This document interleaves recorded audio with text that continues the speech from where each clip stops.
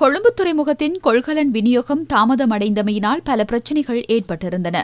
இது தொடர்பில் அமைச்சர் பிமல் ரத்நாயக்க பல சந்தர்ப்பங்களில் பேச்சுவார்த்தை நடத்தியதோடு இதனை தீர்க்க ஜனாதிபதி அனுரகுமார திசாநாயக்கவும் தலையிட்டார். அங்கு இடம்பெற்ற பேச்சுவார்த்தையின் போது கெரவலப்பிட்டியவில் 20 ஏக்கர் நிலப்பகுதியை சுங்க பரிசோதனை நிலையத்துக்காக ஒதுக்க தீர்மானிக்கப்பட்டது.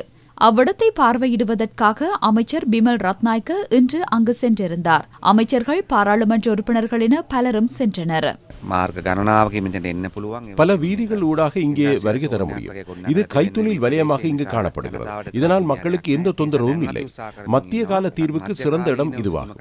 இது தொடர்பான சகல பரிசோதனைகளும் நிறைவடைந்துள்ளதால் மிக விரைவில் சுங்க பரிசோதனைக்கான மத்திய நிலையத்தை இங்கு அமைப்பதற்கு எதிர்பார்க்கிறோம். இதற்கு முன்னர் இந்த யோசனை முன்வைக்கப்பட்டிருந்தாலும் அதனை அமுல்படுத்தாமை தொடர்பில் ஊடகவியலாளர்கள் இங்கு அமைச்சரிடம் கேள்வி எழுப்பினர். இதற்கு ஆசிய அபிவிருத்தி வங்கி கடனையும் வழங்கியுள்ளது. இது குறித்து நாம் மிகப்பெரிய ஆய்வு ஒன்றை செய்துள்ளோம். இது 2021 ஆண்டுக்கு முன்னர் கிடைக்கப்பட்ட அறிக்கையாகும். இந்த அறிக்கைக்கு முன்னர் மேலும் பல அறிக்கைகளும் உள்ளன. 2021 ஆண்டு அறிக்கையின் பின்னர் இதனை சரி செய்ய நடவடிக்கை எடுத்திருந்தால் தற்போது கொள்கலன் நெரிசல் ஏற்பட்டிருக்காது. அக்கறையின்மை, ஊழல், மோசடி இவையெல்லாம் சேர்ந்துதான் இதனை செய்ய முடியாது போயுள்ளது. நாம் ஒரு ஆரம்பத்தை எடுக்கச் சென்றால் புதிய விடயத்தை செய்வதற்கு முன்னர் பழையதில் பாரிய பிரச்சனைகள் உள்ளன. அதனை தீர்க்க வேண்டியுள்ளது. நாட்டை இந்த நிலைக்கு கொண்டு வந்தவர்கள் இப்போது மக்களிடம் சென்று இவர்கள் வந்து 2 மாதங்கள் ஆகின்றன, இன்னும் ஒன்றும் செய்யவில்லை என்கிறார்கள்.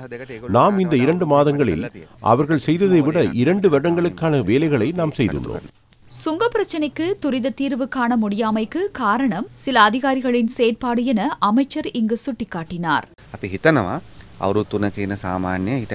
3 வருடங்கள் எடுக்கும். ஆனால் அதற்கு முன்னர் அதனை நிறைவு செய்ய நடவடிக்கை எடுப்போம். மிக விரைவில் இதனை ஆரம்பிப்போம். ஆனால் இது மத்திய கால தீர்வு மட்டுமே. ஜனாதிபதி வழங்கிய ஆலோசனைக்கு அமைய அனைவரும் அதனை முன்னெடுப்பதாக எமக்கு தெரியவில்லை.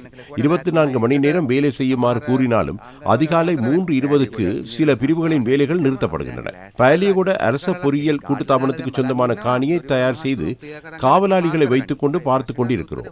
சுங்கத்திலிருந்து விடுவித்து லொரி சாரதிகள் அங்கே வந்து லொரியை தரித்து நிறுத்துவார்கள் என்று எதிர்பார்க்கின்றோம். ஆனால் இது அரசாங்கம் வழங்கிய தீர்வு. இங்கு இன்னும் லொரிகள் வரவில்லை. அவர்கள் இன்றும் 500-600 லொரிகளை உள்ளே தரித்து வைத்திருக்கிறார்கள். அது துறைமுகத்தின் பொறுப்பு மட்டுமல்ல, இது ஒரு குடும்பமாகும். இதில் பலர் தொடர்புபட்டிருக்கிறார்கள். அரசாங்கம் நாம் வழங்கிய உறுதிமொழிகளை செயல்படுத்த முனைகின்றோம். ஏனையோரும் அதற்கு ஒத்துழைப்பு வழங்க வேண்டும். ஜனவரி 31ஆம் தேதி வரை அதனை பார்ப்போம். யாரும் ஒத்துழைப்பு வழங்காவிட்டால் நாட்டுக்கு நாம் உண்மையை கூறுவோம். அரசாங்கம் அர்ப்பணிக்கிறது என்றால் ஏனையோரும் அர்ப்பணிக்க வேண்டும். இதேவேளை துறைமுக பிரதி அமைச்சர் ஜனித் ருவான் கொடிதுவக்குவுடன் கொள்கலன் வாகன உரிமையாளர்கள் சங்கம் பேச்சுவார்த்தை நடத்தியது. துறைமுகத்தில் உள்ள கொள்கலன்களை விடுவிப்பது தொடர்பில் இங்கு நீண்ட கலந்துரையாடல் இடம்பெற்றதாக சங்கத்தின் தலைவர்